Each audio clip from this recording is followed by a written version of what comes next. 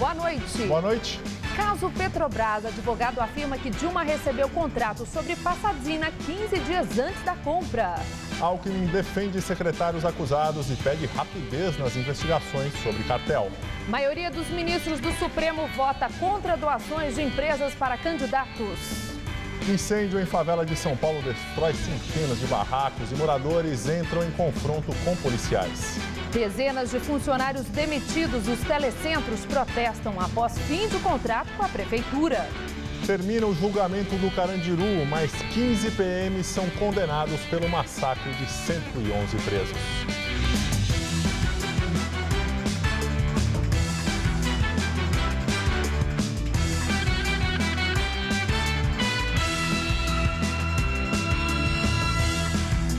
Incêndio de grandes proporções atinge favela na Penha, na Zona Oeste. Segundo a subprefeitura da região, há 176 barracos no local. 100 teriam sido destruídos. No meio da tarde, uma fumaça preta tomou o céu de São Paulo. Pelo menos 100 barracos foram destruídos pelo fogo na favela Portelinha, na rua Carati, na Penha, zona leste da capital paulista. Quem conseguiu, resgatou alguns pertences. Famílias inteiras observavam as labaredas destruindo a comunidade. Queimou o rosto, queimou a pele, que pegou fogo no cabelo, os dois, um de 5 anos, a menina, e o menino de 3 anos. Não sei se meu filho saiu de lá ou não, mas meu Deus, se eu não posso entrar, ele morava ali, O fogo começou por volta de 3h30 da tarde, agora 4h15, 45 minutos depois. E olha só como continua, chamas muito altas chegando aos prédios de apartamentos que ficam ao lado. Só que segundo as informações, esses prédios ainda não estão habitados. Os bombeiros tentam de alguma maneira apagar esse fogo, inclusive aqui em cima do viaduto. Pelo menos 19 equipes do Corpo de Bombeiros atuavam para apagar o fogo. E a energia elétrica do entorno foi desligada. Em 2012, o incêndio no mesmo local deixou 150 barracos destruídos. Estou indignado, é nosso barraco queimando e os caras com os carros-pipa aqui parados sem conter o fogo. Eles têm que economizar a água, porque não pode estar gastando muita água em São Paulo. Mas ele não esquece que aqui mora 400 famílias. Não, na realidade não faltou água. Nós replanejamos o combate em razão das limitações do rio, só isso. Em razão do quê? Das limitações do rio, do córrego que passa, que circunda a favela. Em momento nenhum o bombeiro cruzou o braço. Nós atuamos dentro das nossas técnicas, com segurança, e em momento nenhum o bombeiro cruza os braços. E depois que o fogo já tinha sido controlado, o clima foi de tensão entre moradores da favela e os bombeiros e a polícia. A repórter Fernanda Azevedo está no local do incêndio e tem mais informações. Fernanda? Gabriel, o clima realmente ficou tenso aqui, depois que o fogo já estava quase controlado, isso porque os moradores estão reivindicando moradia, também estão reclamando aí da demora em controlar as chamas. A gente vê aqui que a Polícia Militar está posicionada aqui em frente ao trabalho do Corpo de Bombeiros e a população está do outro lado. Agora a situação já bem mais tranquila, mas como ainda acontece um trabalho de rescaldo aqui na favela, os policiais militares fazem aí a proteção do trabalho dos bombeiros. As viaturas dos bombeiros foram recuadas aqui para essa rua. Aqui do outro lado a gente vê ainda algumas viaturas, porque o trabalho prossegue. E aí, para garantir a proteção do patrimônio público, foi-se essa estratégia de deixar as viaturas aqui nessa rua mais protegida. Está muito escuro aqui agora, mas a gente consegue mostrar nesses pontinhos amarelos que o fogo continua. Pequenos focos de incêndio ainda continuam acesos. Há homens do Corpo de Bombeiro lá dentro neste momento tentando apagar essas chamas. E aqui desse lado, aqui, olha, o que restou da favela, né? Nós vamos atualizar o número da reportagem, agora já temos uma contagem um pouco mais precisa. Foram 400 barracos destruídos e essa pequena ponta aqui foi o que sobrou. A população, claro, tentou retirar as coisas que elas conseguiram, fogões, colchões, está tudo espalhado aqui pelo chão. A Defesa Civil está aqui, ofereceu abrigo para as famílias, mas as famílias querem ficar aqui para fazer a reconstrução dos barracos assim que o terreno for liberado. delegado. Também atualizando a informação, foram 4 pessoas que ficaram feridas ou foram socorridas, segundo informações dos bombeiros. Todas ferimentos leves. A Secretaria de Saúde da Prefeitura só confirma 2 internações também com ferimentos leves. Voltamos ao estúdio. Obrigada, Fernanda. E termina a 4ª e última etapa do julgamento do massacre do Carandiru. A repórter Carla Rodeiro está no Fórum Criminal da Barra Funda e tem outras informações. Carla. Cada um dos 15 PMs foi condenado a 48 anos de prisão pela morte de 4 presos. Mas ninguém vai para a cadeia agora. Eles estavam soltos enquanto responderam ao processo e agora, pela sentença, ganham o direito de recorrer em liberdade. Os que estão na ativa, porém, perdem os cargos.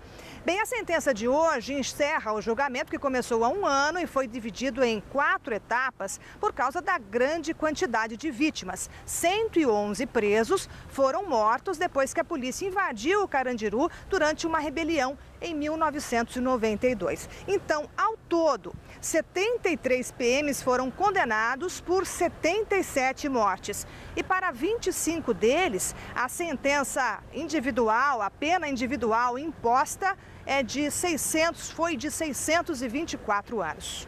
É com vocês. Muito obrigado, Carla. A TV Gazeta começa a exibir hoje uma série de vídeos que marcam os 70 anos da Fundação Casper Libero.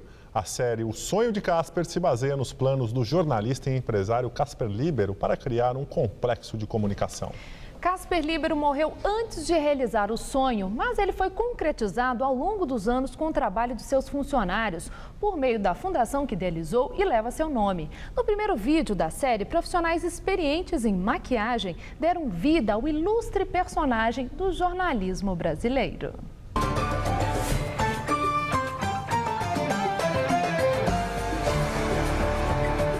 Primeiro, pinceladas de tinta para escurecer a raiz do cabelo do ator. Depois, a peruca feita especialmente para ele. Sob medida, nós primeiro tiramos o molde e aí eu fui confeccionar a técnica de implante fio a fio na tela. Aos poucos, a cabeleira vai se ajustando. Cola para fixar, tesoura para acertar o comprimento. Ana McLaren tem 30 anos de experiência em transformar feições para o cinema e para a TV. O desafio agora é fazer surgir no rosto de Israel Fernando a fisionomia do jornalista Casper Libero. É muito detalhe, porque você tem que trabalhar com a luz, com o espelho, com o ator e com a imagem do personagem, né? E vai trazendo as características do personagem para o ator. Na maquiagem, base escura para acentuar linhas, marcar os olhos, transmutar a expressão. A equipe de produtores percorreu agências de modelos, também de sósias, até encontrar um rosto parecido. O porém é que Israel é bem mais jovem. Foi uma dificuldade que exigiu, então, um trabalho de caracterização. Ele teve que envelhecer aí 20 anos, mas foi feito primeiro uma pesquisa da linha do rosto e percebeu-se que isso seria possível. Depois de mais de 2 horas, já com o figurino e os óculos de armação pesada, o personagem está completo. Quando eu estava olhando no espelho, eu fiquei surpreso com o resultado final. É muito parecido. Eu quero ver a reação do pessoal quando me vê caminhando pela emissora, porque é muita semelhança mesmo. A transformação foi para encenar o momento no qual Casper Libero escreve o próprio testamento, alguns meses antes da morte dele num acidente aéreo em 1943. O jornalista doou todos os bens para a fundação que estava sendo criada. Casper Libero não era casado, não tinha herdeiros, daí a preocupação de que tudo o que ele construiu tivesse continuidade. E mais do que isso, que desse suporte à criação de uma escola de jornalismo, que viria a ser a primeira da América Latina. E depois, de uma emissora de televisão, já vislumbrada pelo jornalista. O vídeo faz parte de uma série para comemorar os 70 anos da Fundação Casper Libero. Conta a história do complexo de comunicação sonhado pelo jornalista, que tornou-se realidade por meio do trabalho dos funcionários. da TV Gazeta, da Rádio Gazeta FM e AM, do portal de esportes Gazeta Net e da Faculdade Casper Libero.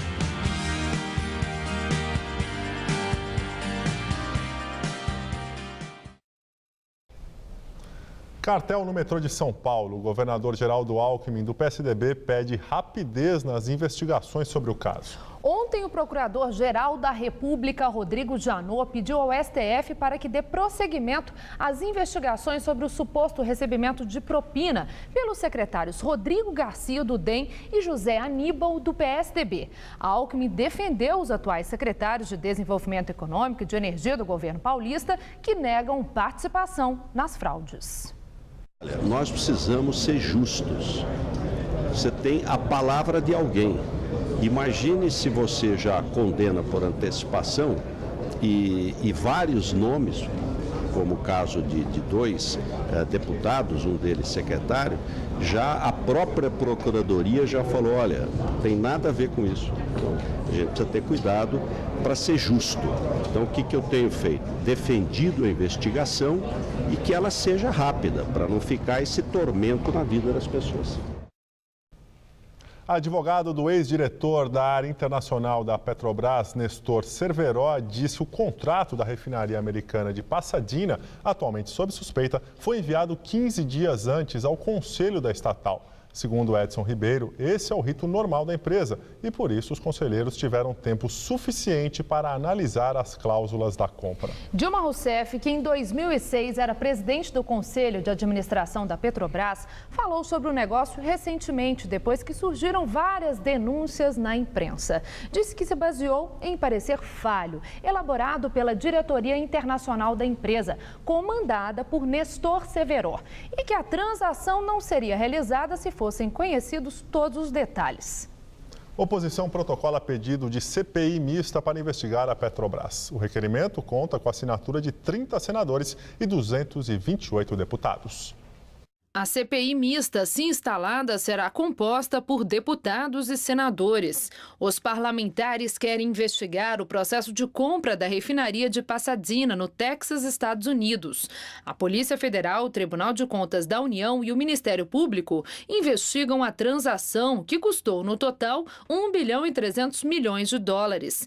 A oposição quer investigar ainda as denúncias de pagamento de propina a funcionários da Petrobras pela companhia holandesa SMB Offshore para obtenção de contratos. O que nós queremos é que os brasileiros querem apuração, investigação.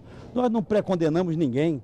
É oportunidade até do governo, quem sabe da própria presidente da República, explicar as razões pelas quais ela apoiou uma medida tão lesiva aos cofres da Petrobras, sobretudo numa área onde ela diz e é reconhecida como especialista.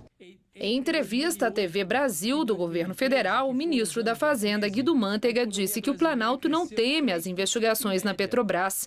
Mantega é o atual presidente do Conselho da Petrobras, cargo que foi ocupado pela presidente Dilma Rousseff na época da compra da refinaria de Pasadena, em 2006. Segundo Mantega, o Conselho de Administração da empresa agiu corretamente na aquisição de Pasadena. O governo não teme qualquer investigação, porque, na verdade, a Petrobras ela é fiscalizada o tempo todo. O Tribunal de Contas, a auditoria interna, portanto, pode investigar, deve investigar, nós somos favoráveis a isso e nós vamos ver que a empresa trabalha na mais alta regularidade.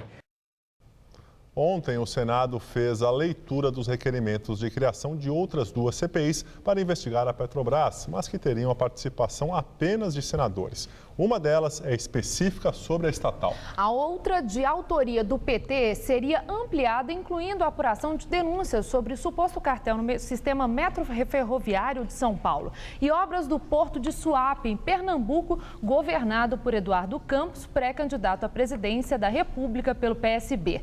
O presidente do Senado, Renan Calheiros, rejeitou os questionamentos da base aliada e da oposição e se posicionou favoravelmente às CPIs, mas decidiu recorrer à Comissão de Constituição e Justiça, que dará a palavra final sobre a instauração das comissões. A CCJ tem reunião na semana que vem. Presidente Dilma Rousseff assina contrato de concessão do aeroporto do Galeão, no Rio de Janeiro, e se emociona ao lembrar dos exilados políticos da ditadura. A presidente participou hoje pela manhã da assinatura do contrato de concessão do Aeroporto Internacional Antônio Carlos Jobim, o Galeão, no Rio de Janeiro. O consórcio é formado pelas empresas Odebrecht Transport e Changi Airports. Em novembro do ano passado, as companhias venceram o leilão com uma oferta de 19 bilhões de reais pelo terminal. Durante o discurso, a presidente se emocionou ao citar o samba do avião de Tom Jobim. Na fala, Dilma lembrou os exilados políticos da ditadura. O samba do avião descreve a chegada no Brasil, e em especial no Galeão, dos brasileiros que voltavam ao Brasil após a anistia. É uma síntese perfeita do que a saudade do Brasil, a lembrança do Brasil, e melhor de tudo, voltar ao Brasil chegando ao Galeão.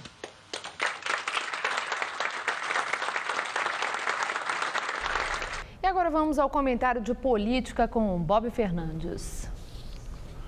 O cotidiano da política pode esperar. O tema ainda é e deve ser o golpe de Estado e a ditadura imposta há 50 anos. Cena 1, terça-feira, Faculdade de Direito do Largo de São Francisco, São Paulo. A pretexto de dar aula, o professor Eduardo Lobo Gualazzi decide bater sua continência a 1964. No texto, o professor lembra ter apoiado o golpe aos 17 anos. Diz ele que, em nome do, aspas, aristocratismo, burguesismo, direitismo, capitalismo, música erudita, fecha aspas, e por aí afora. Lobo cita o Holocausto Vermelho e a peste rubra que assola o país. É direito dele delirar. E isso no mesmo dia em que a São Francisco descerrava uma placa ensinando ditadura nunca mais, Estado de Direito sempre. Anunciada pelo professor bem antes, segundo alunos, a provocação teve reação, que obedeceu à terceira lei de Newton. A toda ação há sempre reação oposta e de igual intensidade. Alunos encenaram um auto de tortura à entrada da sala de aula. Em seguida, invadiram a incontinência de Lobo. Discute-se quem teria mais ou menos razão. Talvez seja mais importante perguntar como um professor de direito ainda defende golpe de Estado e ditadura. Cena 2. Sala de aula, nesta quarta, São Paulo. A Faculdade de Direito da Fundação Getúlio Vargas promove um debate com 3 ex-ministros da Justiça, professores e alunos. Uma emocionante aula de história, com testemunhos do que foi a tortura como política de Estado. Nem o mais alienado dos alunos deixou de prestar atenção. Em Brasília, outras 2 cenas. A pedido da Comissão da Verdade, as Forças Armadas anunciam vão investigar suas instalações onde se deram torturas e morte. A conferir. Outra cena, o deputado Bolsonaro não consegue dizer o que queria. Diria o de sempre, em defesa da ditadura e da tortura. Não disse porque o Congresso lhe deu as costas. Entende-se a recusa, mas se ele falasse, da mesma tribuna se poderia dizer a esse personagem o que ele realmente é, o que ele significa e encarna.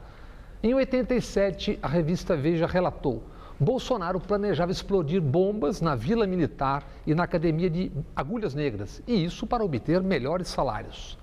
A valer o ideário de Bolsonaro, esse seria um ato terrorista, a ser punido até com tortura e morte, como ele diz. Como já se vivia uma democracia, Bolsonaro foi à justiça, escapou e hoje é deputado. Na democracia, Bolsonaro pode hoje desfiar seu bestialógico, repetir a tese que carece de inteligência básica. Segundo tal tese, golpe e ditadura se fizeram para supostamente impedir um golpe e uma ditadura.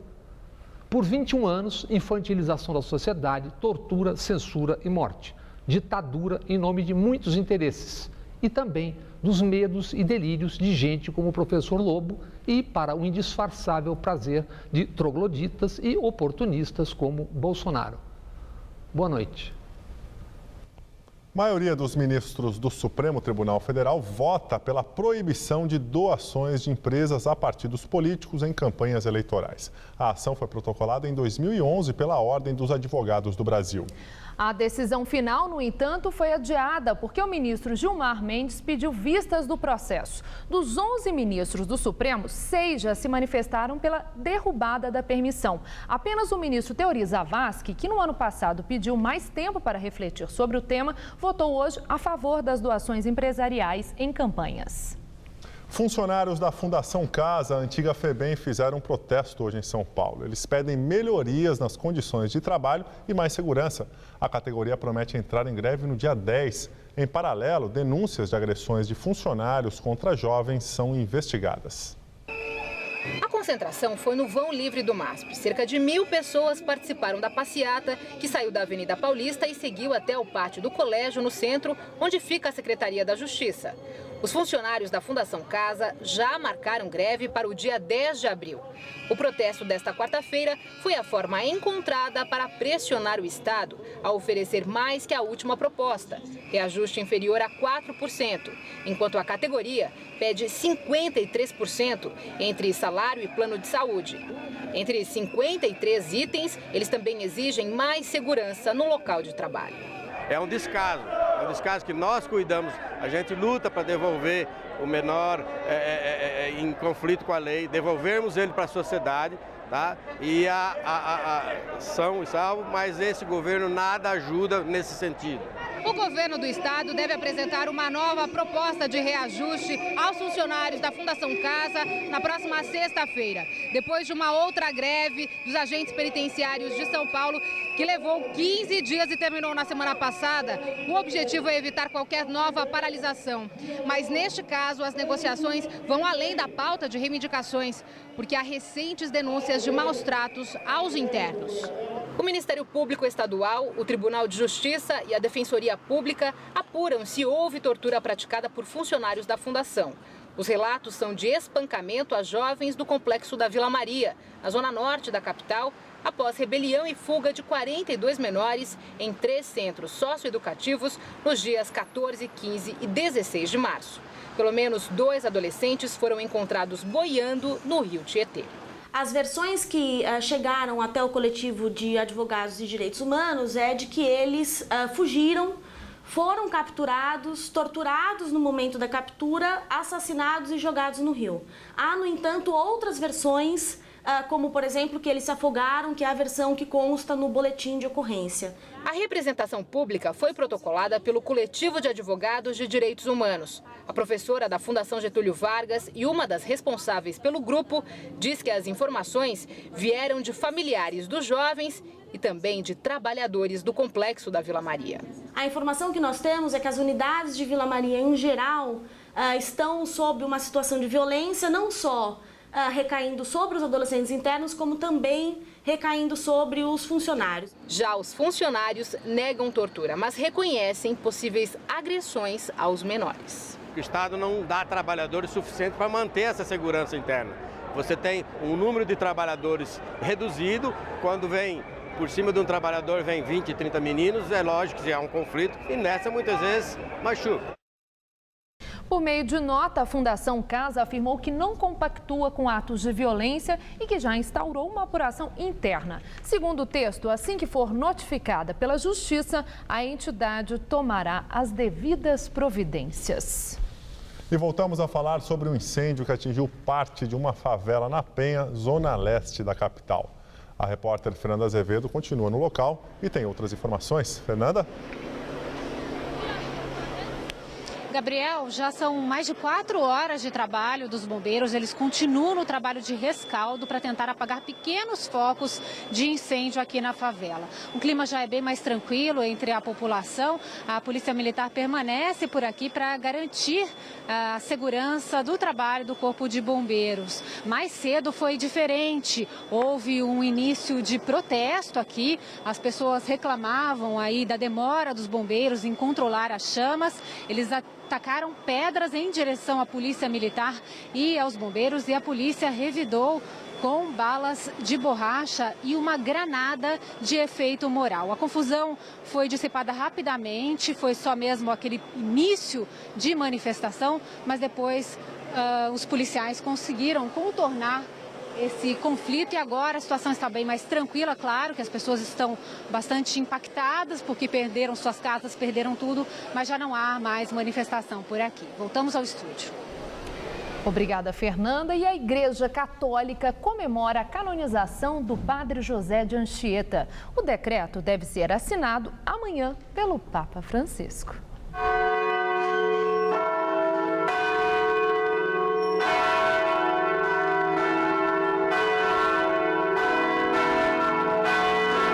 A Catedral Metropolitana de São Paulo manteve na agenda a homenagem ao padre jesuíta e os sinos da Igreja da Sé soaram por 5 minutos nesta tarde.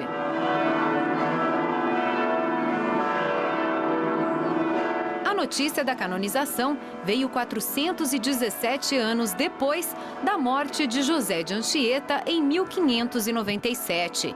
Mesmo sem ter 2 milagres reconhecidos, requisito ordinário para as canonizações, o nome do padre fará parte da lista de santos da Igreja Católica por seu trabalho missionário no Brasil.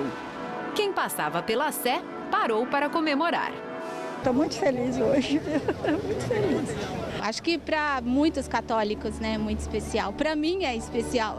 Espanhol, nascido nas Ilhas Canárias em 1534, José de Anchieta veio para o Brasil aos 19 anos e aqui viveu uma trajetória dedicada à igreja e à catequização dos índios na época da colonização. Ele teve muita influência na fundação e foi um padre muito adorado aí pelos índios, principalmente, que eram perseguidos na época. Em 1554, Anchieta fundou, ao lado do padre português Manuel da Nóbrega, o primeiro colégio de jesuítas da América. No pátio do colégio, Dom Odilo Scherer falou sobre a vida e os feitos do apóstolo do Brasil. Para nós, no século XXI, a figura do padre Anchieta é emblemática para aquilo que é a missão da igreja hoje, nesta metrópole. A missão da igreja continua sendo aquela que foi de Anchieta, de Nóbrega e seus companheiros no século XVI. Proclamação do Evangelho. Durante a entrevista coletiva, o arcebispo de São Paulo disse que foi informado nesta manhã de que a assinatura do decreto que proclamaria santo o padre José de Anchieta não estava prevista na agenda do Papa Francisco de hoje e que deve acontecer nos próximos dias. E que, de qualquer forma, a notícia da canonização do padre jesuíta já é motivo de comemoração. E aqui dedicou toda a sua vida a um trabalho intenso como missionário, como um homem dedicado às populações que aqui viveram e realmente deu um testemunho de vida santa.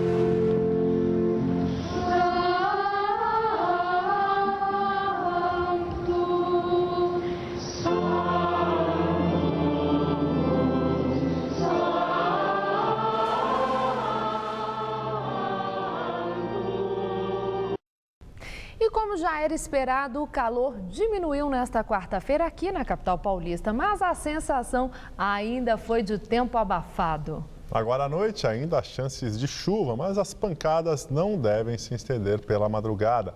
Vamos ver como fica o tempo amanhã no Brasil e no estado de São Paulo com Mariana Armentano. Amanhã a chuva dá uma trégua para o paulistano e o dia será mais fresquinho. Isso vale também para boa parte do centro-sul do país, já que uma massa de ar seco afasta as condições de chuva e mantém as temperaturas mais amenas. A máxima amanhã não passa dos 21 graus em Curitiba e dos 28 em Belo Horizonte. Já em Fortaleza, a máxima chega aos 30 graus, mesmo com a chuva que ainda atinge a cidade amanhã. Em toda essa área entre o Amapá e o Rio Grande do Norte, o dia fica abafado com chuvas fortes a qualquer hora. Nas outras áreas em azul do mapa, as chuvas tendem a ser isoladas e passageiras. Aqui em São Paulo, o sol brilha forte entre poucas nuvens na maior parte do estado. No centro-oeste paulista, o ar seco ganha força e deixa o tempo firme. Faz calor de 31 graus em Araçatuba e também em Presidente Bernardes. O norte do estado tem um dia de sol e chuva rápida a partir da tarde. Máxima de 32 graus em Ribeirão Preto. E o vento que sopra do mar deixa o dia com muitas nuvens e chuva fraca no litoral. Com isso, a máxima não deve ultrapassar os 27 graus. Aqui na Grande São Paulo, apesar do aumento da nebulosidade, não há previsão de chuva. Nessa madrugada, mínima de 19 e máxima amanhã de 26 graus. Na sexta-feira, poucas mudanças e a máxima se mantém. Já o sábado promete ser de sol, com máxima na casa dos 29 graus. Eu volto daqui a pouco no Jornal da Gazeta, edição das 10. Até lá! E agora as notícias do esporte com Gabriel Cruz e Celso Cardoso. A Copa do Brasil movimenta o futebol paulista na noite desta quarta-feira. Palmeiras e Santos entram em campo hoje, não é isso, Celso? Isso mesmo, Gabriel. O Santos, com um time misto, enfrenta o misto em Cuiabá, no Mato Grosso, na inauguração da Arena Pantanal, que será um dos palcos da Copa do Mundo do Brasil. O jogo acontece às 10 da noite, horário de Brasília, e no mesmo horário o Palmeiras recebe o modesto Vilhena de Rondônia, no Pacaembu, e precisa de um simples empate para se classificar para a próxima fase. O técnico Gilson Kleiner tem problemas para escalar a equipe por causa das contusões de jogadores importantes. Tá difícil engolir a eliminação no Campeonato Paulista diante do Ituano. Fazia um ano que a gente não perdia no Pacaembu. Todos os jogos do Campeonato Paulista a gente fez gols e esse não conseguimos fazer. Então foi ruim, mas também eles tiveram uma oportunidade e fizeram o gol e nós não conseguimos fazer. Mas como no futebol não dá tempo para lamentar, o Verdão já pensa no adversário desta noite, duelo decisivo contra o Vilhena pela Copa do Brasil. Na partida de ida em Rondônia, o Palmeiras venceu apertado 1-0. Agora, para o jogo da volta, o Verdão entra mais uma vez como grande favorito. Ou será que a zebra pode dar as caras de novo no Pacaembu? Não acredito em zebra, não. Acredito em trabalho.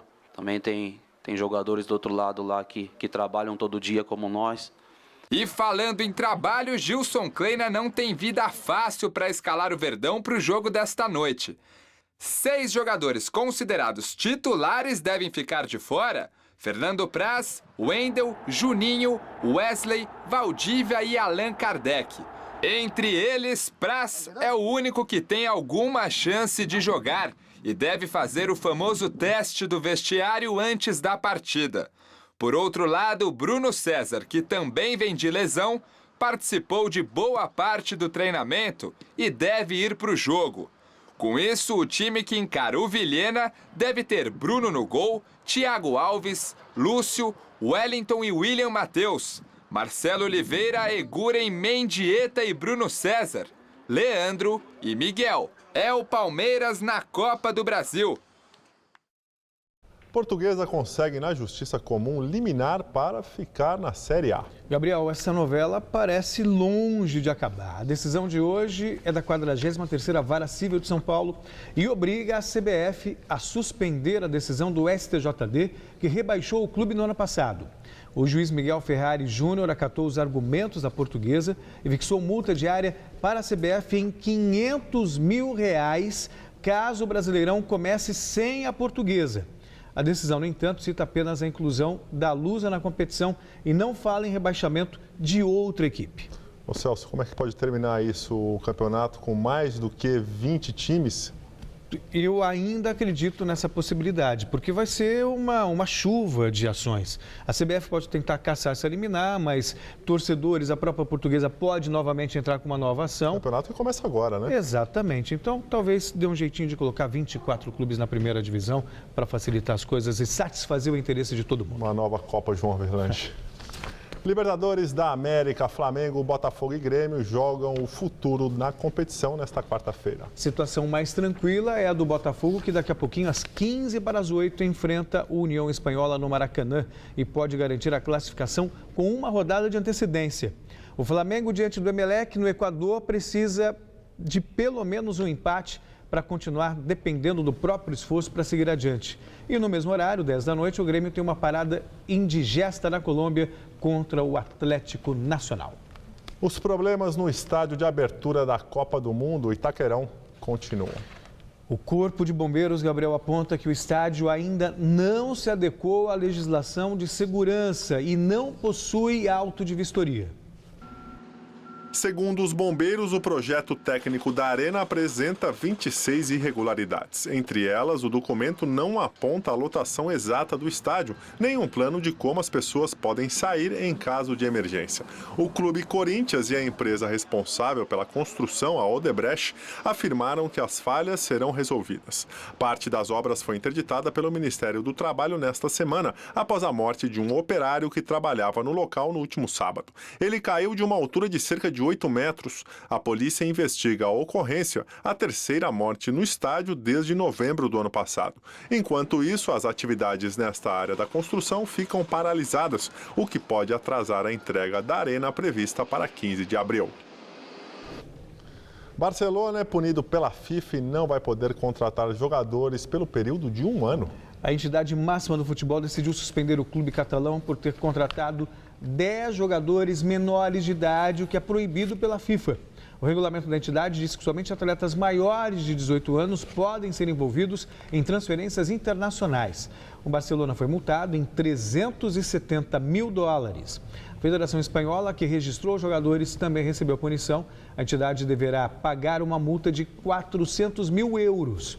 O clube espanhol vai recorrer da decisão da FIFA.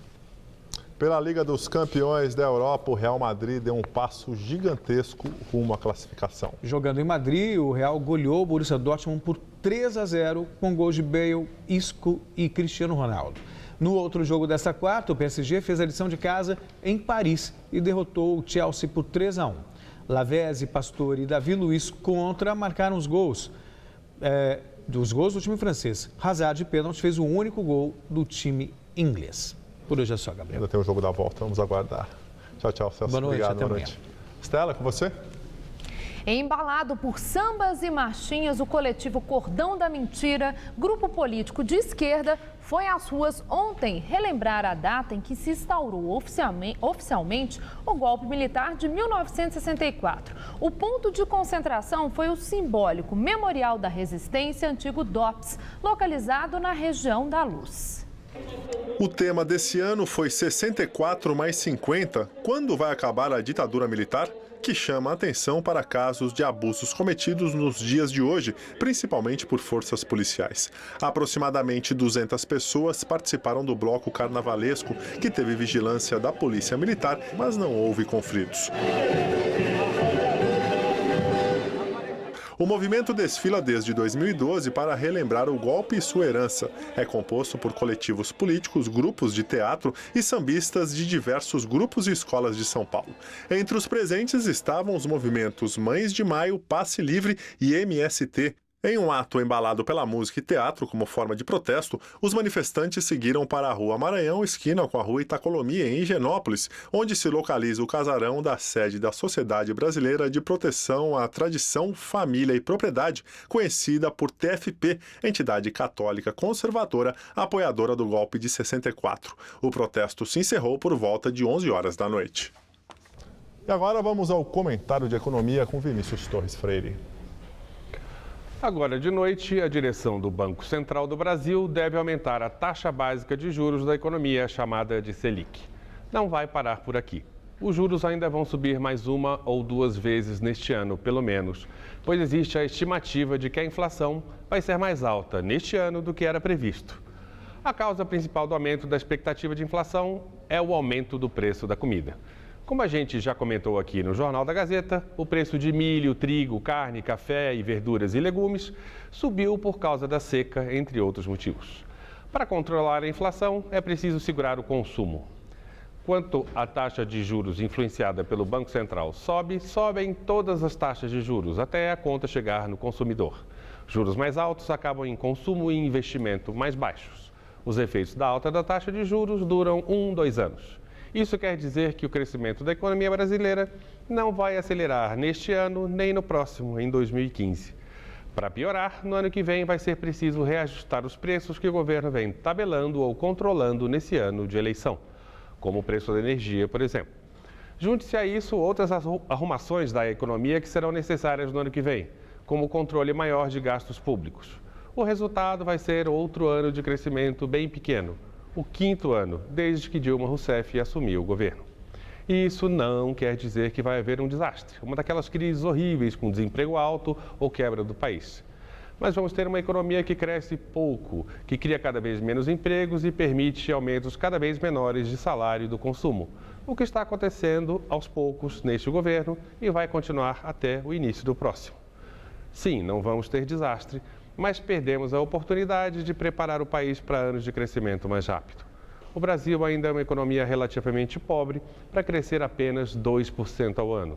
Para melhorarmos de vida rapidamente, um pouco mais rapidamente, e para resolvermos a pobreza, que ainda é grande, seria preciso e até possível crescer pelo menos o dobro. Mas até agora, neste governo, não foi tomada nenhuma medida para acelerar o crescimento. Pelo contrário, foram criadas confusões que vão custar tempo e dinheiro para serem resolvidas. A conta vai chegar mesmo em 2015. Boa noite. E vamos agora à entrevista do dia com Maria Lídia Flandoni. Nosso assunto hoje é educação. Até porque ano eleitoral oferece espaço para o debate sobre os entraves a um sistema educacional de qualidade para todos, como exige a sociedade.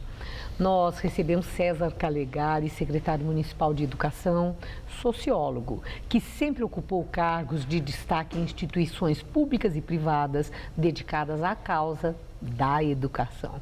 Muito obrigada, secretário. Eu que agradeço. Bom, secretário, eu não queria começar por isso, mas como é uma questão operacional importante, está havendo um clamor de pais, houve nesse início de ano letivo a questão dos uniformes. Já regularizou essa entrega, secretário? Está sendo entregue. Aliás, um uniforme meio concebido também com a participação das mães, sobretudo das mães e até dos meninos. Nós tivemos um problema técnico ano passado, começamos a licitação desde julho, você vê que essas coisas às vezes se arrastam.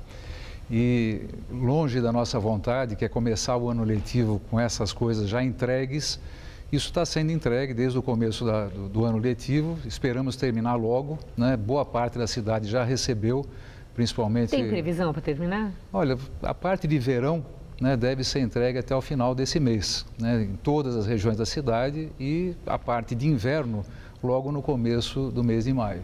Sim. Parte de inverno, inclusive, já começa a ser entregue essa semana com o kit completo. Esse Agora, problema do uniforme é importante, mas tem coisas, inclusive, mais importantes na educação que nós estamos fazendo. Não, mas não tem nem dúvida disso. Tanto que eu falei para o senhor, né? Uma pessoa como o senhor, que tem uma vida dedicada à educação, falar de uniforme, de kit escolar, é uma questão assim operacional, funcional. É o mesmo ficar falando de forma e não falar de conteúdo. Mas os pais estão reclamando e com razão. Com razão. Uma outra coisa que não está dando para entender, e até o Ministério Público entrou nisso, foi a redução do kit escolar. Que negócio foi esse de reduzir até caneta de menino na escola, secretário? Olha, só faltava, com o compromisso que nós temos com a educação, reduzir. Não tem redução nenhuma. Mas e aquela divulgação de que dos 41 itens estão vindo 20 e poucos errada, apenas? Né? Você sabe que as pessoas podem escrever o que quiser, mas errado. Nós temos um kit escolar de melhor qualidade, de maior quantidade. Estamos fazendo aquilo que precisa ser feito, evitando inclusive desperdício. Porque, frequentemente, crianças que recebem uma quantidade muito grande de materiais no início do ano, isso acaba se extraviando. Então, faz parte da educação, inclusive a educação para o consumo consciente. Então, aquilo que a criança recebe é uma parte do material que ela vai utilizar. A outra parte está na escola. Como acontece nas escolas particulares, a escola vai fornecendo o material de acordo com as necessidades dos estudantes, que devem aprender a conservar, e é isso que nós estamos fazendo. Não é fazendo só a economia, fizemos a economia necessária, porque o gestor público tem a obrigação de comprar bem, comprar barato, porque utilizamos recursos que é dos impostos, mas estamos fazendo algo muito mais importante, garantindo nas escolas o fornecimento de material educacional de boa qualidade e proporcionando para as crianças e para as famílias uma consciência a respeito do consumo desse material. Quer dizer que não reduziu? Muito pelo contrário, é maior. Porque o Ministério Público até entrou nessa questão por essa razão. Não, o Ministério Público está apenas perguntando. Pois é. Né? E nós vamos responder que não tem redução e que o material é de maior qualidade e maior quantidade. Bom, eu fiz a abertura da nossa entrevista chamando a atenção para ano eleitoral, quando invariavelmente os candidatos falam do seu compromisso com a educação. né? Até porque esse é um anseio da população, de pais e de alunos. Os mais velhos têm e expressam isso.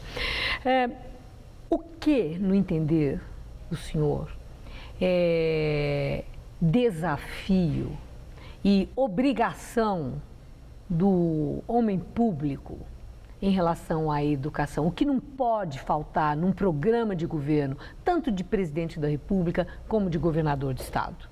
Bom, tem que levar muito a sério, né? Porque, claro que nos programas de governo sempre a educação está em primeiro lugar. Agora, transformar palavras em atos, esse é o grande desafio. Educação é um investimento grande, tem que ser encarado como um investimento mesmo, e ela tem muitas lacunas no Brasil, embora com avanços que são extraordinários nos últimos anos. Nós temos hoje um bom sistema de financiamento da educação que foi criado e está funcionando no Brasil. Temos um aparato de formação de professores que é invejável em relação a outros países na condição do Brasil, universidades que precisam ser trazidas mais perto da formação inicial e continuada dos educadores, evidentemente que valorizar o educador, professora, professor, diretor de escola, funcionário, porque... Valorizar quer dizer o quê? Melhor salário? Carreira, salário e condições de trabalho, né? Isso é fundamental. Sem isso não acontecerá jamais a educação de qualidade. E também ter coragem de fazer com que algumas coisas possam ser modificadas. Aqui em São Paulo, por exemplo, nós estamos fazendo uma grande reforma educacional. Por exemplo, uma das coisas que nós estamos de fato fazendo é o fim da aprovação automática.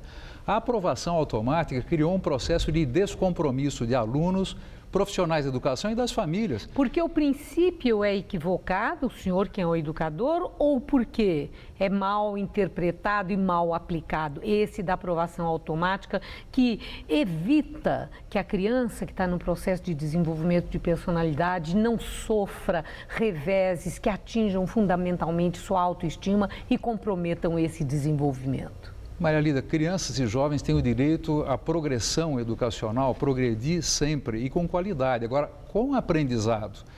Não adianta você empurrar uma criança ou um jovem, né, fazendo de conta que ele está evoluindo, quando de fato ele nada sabe ou pouco sabe. Escola tem que ser escola de compromisso, e o compromisso é com o aprendizado. Claro que tem algumas crianças e jovens que têm dificuldades. Então, o sistema educacional tem que se preparar para dar a esses jovens e crianças mais apoio educacional, fazer avaliação em tempo real e proporcionar a todos eles as condições para o seu desenvolvimento. Agora, educação, inclusive a educação no sentido de que o mundo, a vida, né, ela tem dificuldades, essas dificuldades devem ser superadas e os direitos educacionais devem ser respeitados, o direito de todos os alunos, que é a aprendizagem. Fazer de conta que vai para frente e nada se sabe, nada se aprende, isso não funciona e nós estamos aqui em São Paulo mudando isso. É engraçado, aliás, interessante, né, que as escolas municipais, que são muitas, né, aqui em São Paulo, elas começaram esse ano com outro clima, né, porque as crianças e jovens sabem que tem nota, a nota é de 0 a 10, tem lição de casa, tem boletim para as famílias e, sobretudo, acabou essa ideia de que as pessoas vão indo para frente, né, e sem o aprendizado. Isso é uma coisa que o Brasil precisa transformar. E eu agradeço muito sua entrevista, secretário. Uma boa noite, muito obrigada. Eu espero que nesse ano, a hora que os programas de governo estiverem aí, que o senhor volte aqui para avaliarmos e, mais uma vez, falarmos sobre educação. Boa noite, obrigado. Estela. Os telecentros da Prefeitura que oferecem internet e oficinas de graça estão fechados desde ontem. A suspensão do serviço pegou até os funcionários de surpresa. Alguns funcionários do Instituto Idorte, que presta serviço para a Prefeitura de São Paulo nos telecentros, se reuniram em frente ao prédio onde funciona um escritório da empresa em busca de informações. Ficamos até achando estranho, pensando que era brincadeira de 1º de abril, né? Mas não, realmente não era para comparecer, não era para abrir a unidade. Os funcionários se queixam também dos constantes atrasos no pagamento dos salários. Todos os meses o que nós temos são salários atrasados, VR atrasado, já não basta ser pouco, R$6 por dia e ainda atrasa. Às vezes nós não temos nem estrutura para levar uma comida, para esquentar, para fazer isso. E aí como é que a gente faz, né? No final do ano passado foi demitido muita gente, a maioria não recebeu até até hoje, não foi feito nem sequer a homologação. Essas pessoas passaram grandes necessidades no final do ano. Em nota, a Prefeitura afirma que o Tribunal de Contas do município suspendeu em janeiro a licitação para renovar os contratos de prestação de serviço, alegando inconsistência no processo licitatório. A Prefeitura decidiu, então, prorrogar os contratos já vigentes com as duas empresas, Zêniga e o Instituto Idorte. Com a Zêniga, o contrato foi mantido até junho, mas com a Idorte ele teve que ser suspenso, porque, segundo a Prefeitura, o Instituto não apresentou a documentação comprovando a regularidade fiscal. Os telecentros oferecem acesso à internet, além de cursos e oficinas de informática, tudo de graça. Os 291 telecentros da capital estão sem funcionar desde ontem. Este, na região central, é um dos mais movimentados. Aqui existe apenas um aviso informando que o telecentro está fechado. Algumas pessoas que procuraram os telecentros hoje foram surpreendidas com a suspensão das atividades.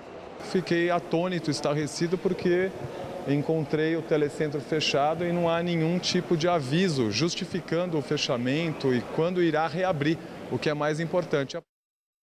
Chilenos começam a ir para casa após o terremoto que atingiu o país na madrugada de hoje. Pelo menos 6 pessoas morreram. O tremor registrou magnitude 8,2 na escala Richter, que varia de 0 a 10. Milhares de pessoas tiveram que abandonar a região costeira por ameaça de tsunami, como consequência dos abalos. As ondas atingiram 2 metros, mas não foram registrados danos, além das marinas. A presidente chilena, Michelle Bachelet, foi para a região noroeste do país, a área mais atingida pelo terremoto. Especialistas não descartam a possibilidade de mais abalos sísmicos.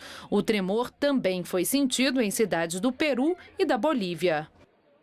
O Jornal da Gazeta termina aqui. A edição de hoje pode ser vista daqui a pouco no site youtube.com/Jornal da Gazeta. Mais notícias no Jornal da Gazeta, edição das 10. Uma excelente noite para você. Uma boa noite, até amanhã. Hoje, 10h30 da noite no Todo Seu, Zé Armando Vanucci traz as últimas notícias dos bastidores da TV.